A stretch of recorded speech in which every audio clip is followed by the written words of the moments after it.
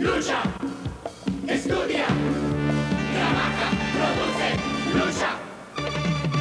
Lucha con firmeza. Lucha con firmeza. Por tu tierra patria. Por tu tierra Perú. Ayuda al terruño que te vio nacer. Costa, sierra y selva unidos. Al de tus hermanos y dale a tu patria tu amor y tu fe, tu amor y tu fe, tu amor y tu fe. Lucha con firmeza para conservarla, con fe en el futuro y en tu porvenir, en tu porvenir. Buenas noches, bienvenidos a Habla el Pueblo. Hoy hemos preparado una edición muy especial porque vamos a tocar dos temas que son importantes sobre todo para esta coyuntura. El primero tiene que ver con la memoria, porque nos da la sensación de que los peruanos algún problema deben de tener con la memoria, porque los candidatos que han pasado a este escenario de segunda vuelta son candidatos que precisamente no tienen un pasado nada santo. Y el segundo tema tiene que ver con el tipo de voto que es el que se ha emitido el último 10 de abril, que es el voto pragmático, así es como muchos le hemos denominado, porque nos da la sensación de que la ciudadanía ha preferido votar por algo que no tiene nada que ver con el riesgo, sino por sostener lo que ya tienen. Entonces vamos a entrar a estos dos temas importantes, no sin antes también rendirle nuestro reconocimiento a los héroes de Chavín de Huántar. Luis Alfonso Morey, de Boca a Boca, pasó un informe preparado por Juan José del Castillo, importante porque nuevamente habla de lo que debería ser la memoria histórica de los peruanos y sobre todo de reconocer a quien se tiene que reconocer. Es de justicia reconocer a nuestros héroes y este canal tiene la política editorial de reconocer lo que merece ser reconocido.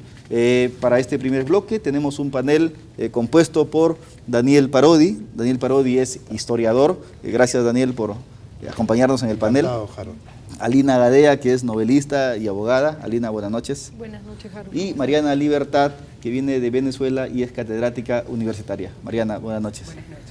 Daniel, tú eres historiador. ¿Qué problema crees que está sucediendo con los peruanos para poder haber llegado a esta segunda vuelta con estos dos protagonistas? A ver, yo en realidad no creo que haya ningún problema de memoria. Lo que pasa es que la memoria individual y la memoria colectiva son un proceso de selección, ¿no es cierto? Es imposible recordar todo. La memoria recorta, la memoria escoge. Entonces, dentro del electorado fujimorista, el fuerte es el Perú emergente, ¿no? Y este Perú emergente, ¿qué es lo que está recordando? ¿Qué es lo principal que recuerda del fujimorismo? Probablemente sea la satisfacción de las necesidades básicas, la derrota del terrorismo, acompañados de una psicosocial muy fuerte para posicionar a Fujimori como el gran caudillo dador. Entonces, eso, más el trabajo de los últimos años que ha hecho Keiko Fujimori, explican su importante presencia electoral. En el caso de PPK, en realidad quienes recuerdan sus problemas del pasado somos una élite. Yo recuerdo en el año 80 la contracampaña de Armando Villanueva del APRA en contra de Belaúnde, era Belaúnde traidor. ¿Qué pasó con la página 11?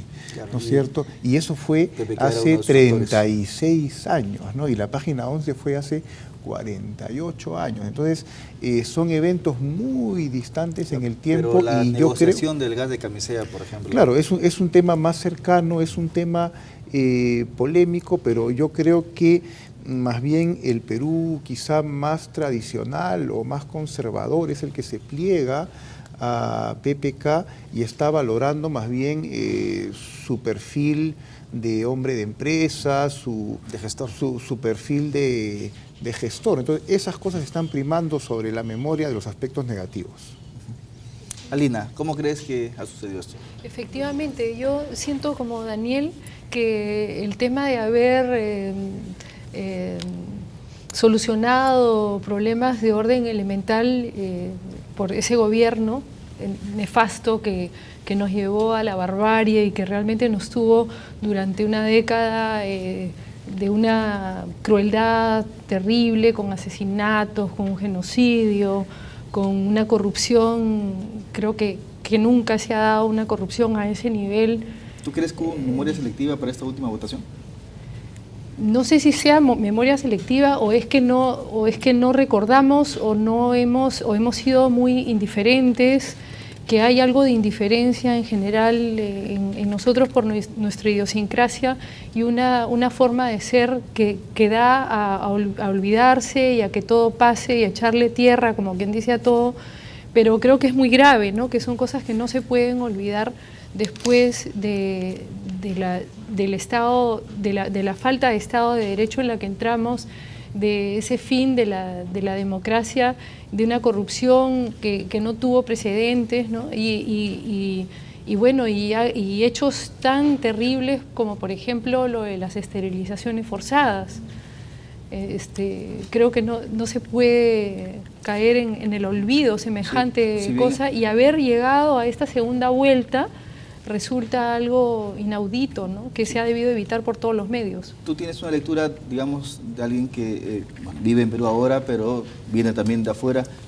¿Cómo crees que esto se esté mirando más allá de lo que nos pasa a nosotros? Hay algo, bueno, un poco escuchándolos a ustedes y pensando precisamente en el caso de las esterilizaciones forzadas, ¿no? Cuando se reconstruye la historia desde la ciencia, ¿no? Se reconstruye solo cierta historia, es decir, se cuenta la historia económica, se cuenta la historia política, y hay historias que no se cuentan.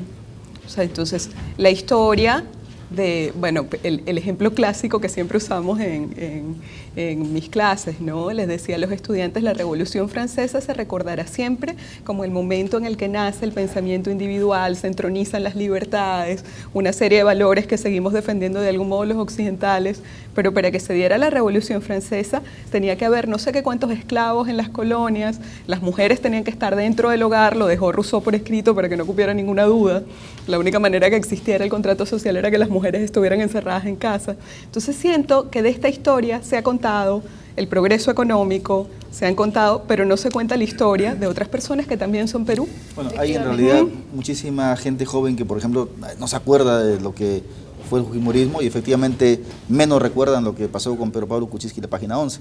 Pero ¿tú crees que esto esté más radicado en las clases populares, que son las que prácticamente le han dado el triunfo a estos señores? Yo parto de la siguiente premisa. Consideremos que el Perú en los últimos 50, 60 años, que en términos históricos no es nada, ha sufrido una gran transformación, ¿no? Somos el país, somos el joven país de la post-transición demográfica, somos un país recién alfabetizado, somos un país en donde recién los servicios básicos han llegado a la mayoría de la población. Entonces, ¿dónde están las prioridades? No somos un país, y Daniel, eso es importante señalarlo. Pero no es tan difícil definir qué es corrupción y qué no es corrupción. De acuerdo, pero a lo que voy, no somos un país.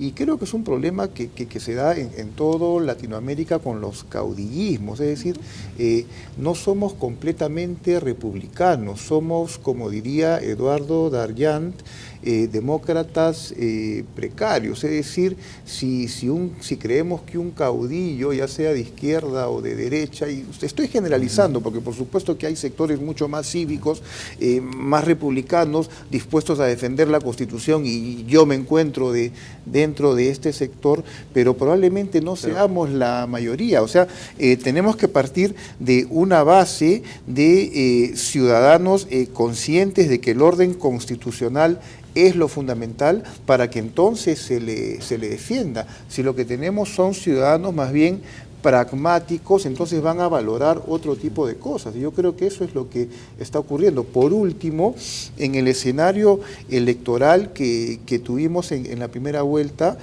tampoco es que hubiese muchas opciones. Es decir, cuando tú planteas... No, pero sí eran 19 candidatos primero. Bueno, eran 10, 19, quedaron 10, pero ¿cuál era el candidato bueno? Me dejo entender.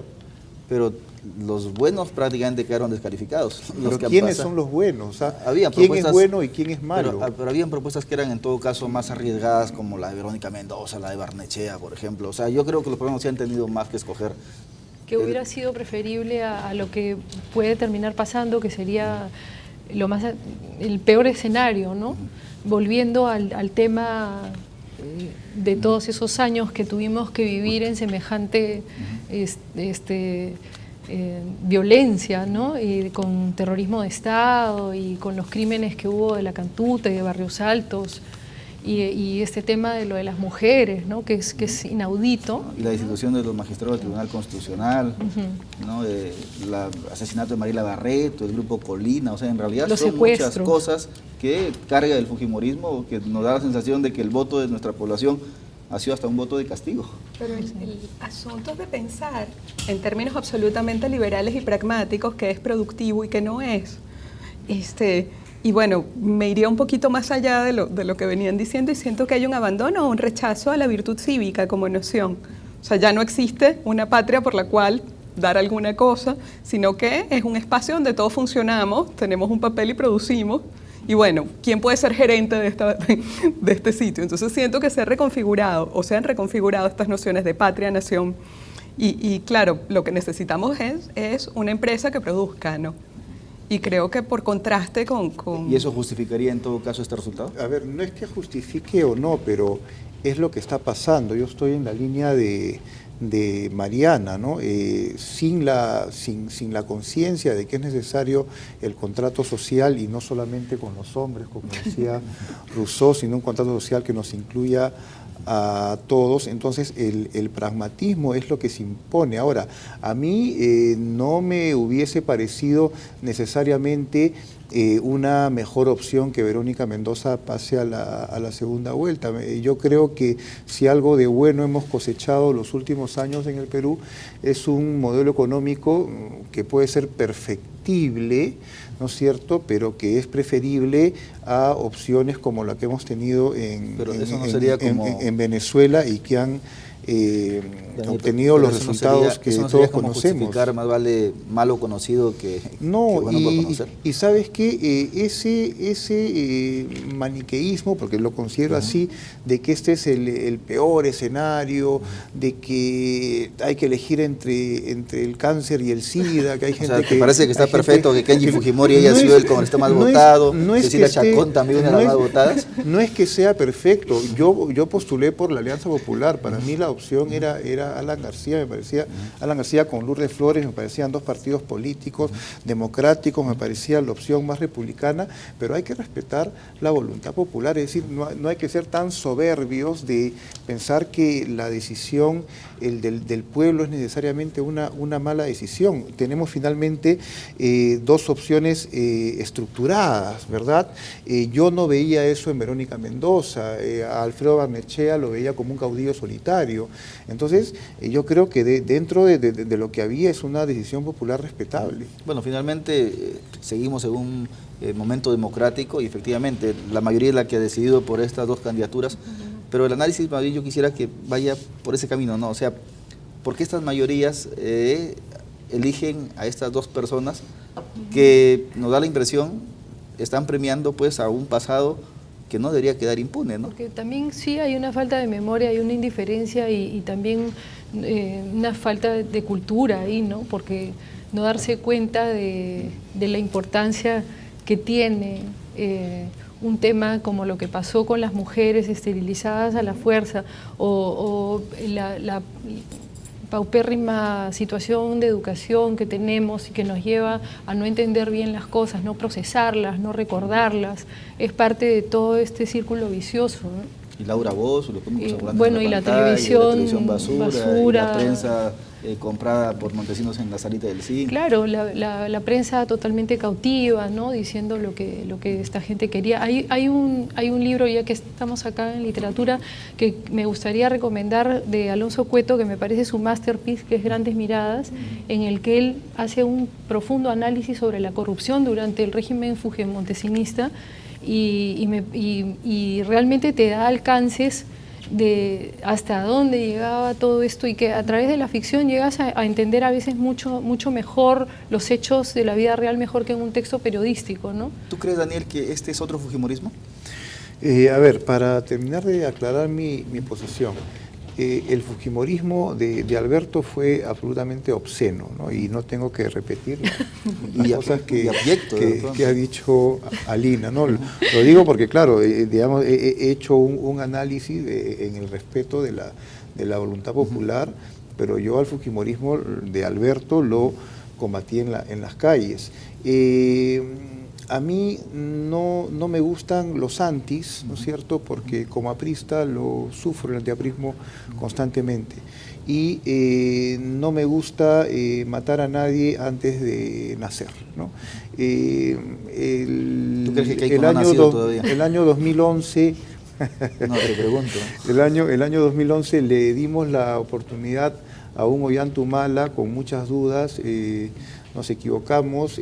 Hoy día Keiko Fujimori, por quien no voy a votar, está planteando la democratización del fujimorismo, y yo en todo caso enjuiciaré y combatiré al fujimorismo de Keiko en la medida de que, si resulta gobierno, comience a repetir los pasos y las acciones de su padre, ¿no? Pero si resulta elegido por el pueblo, en primer lugar respetaré la decisión y veré y evaluaré en el camino lo que está haciendo. Precisamente tenemos al pueblo que quiere comunicarse con nosotros y vamos a abrir nuestros teléfonos. Aló, buenas noches.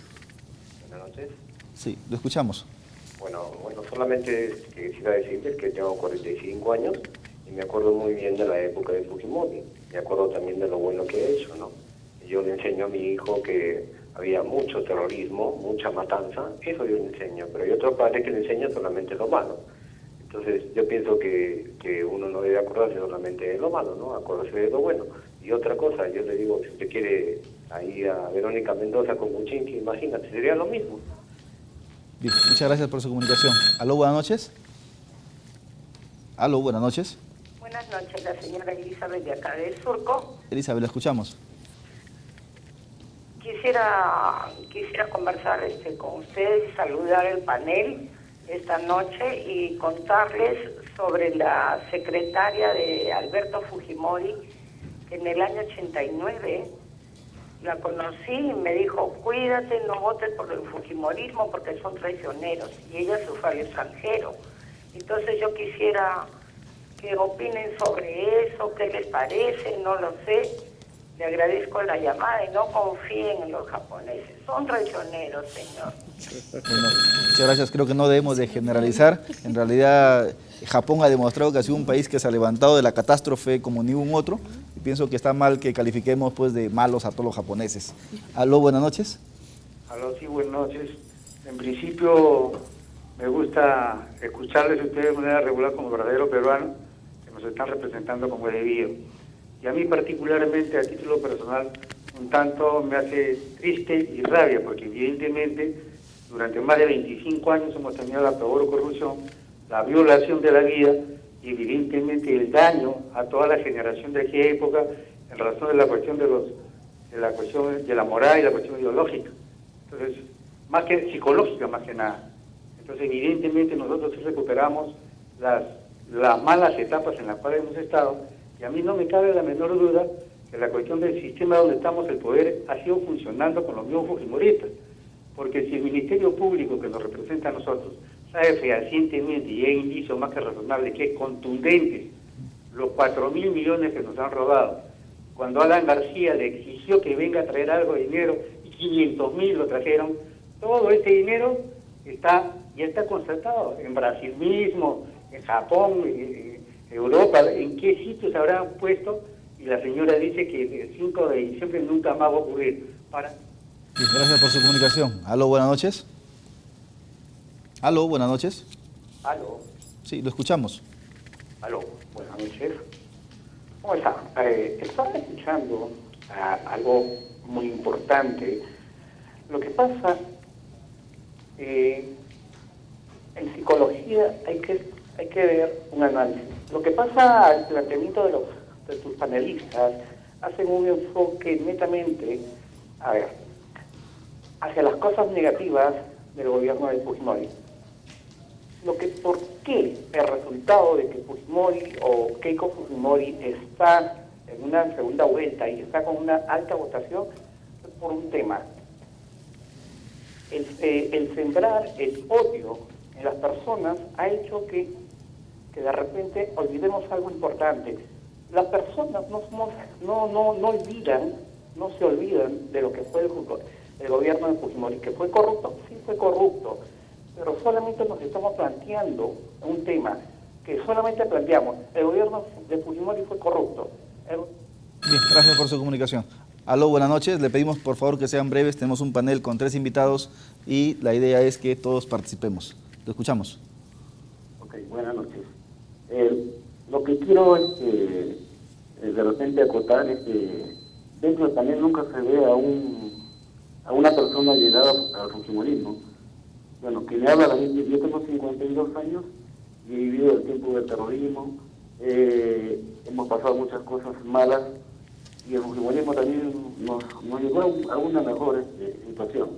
Bien, gracias por su comunicación. Para decirle que aquí en el panel han habido no solamente allegados al fujimorismo, sino en los debates que hemos hecho, hemos tenido candidatos de Fujimori. Aquí ha estado el señor Marco Miyachiro, la señora Jenny Micatoma, el señor Francesco Petrosi, que ahora son candidatos al Congreso y que han estado acá en este panel y en los otros programas de Canal 11.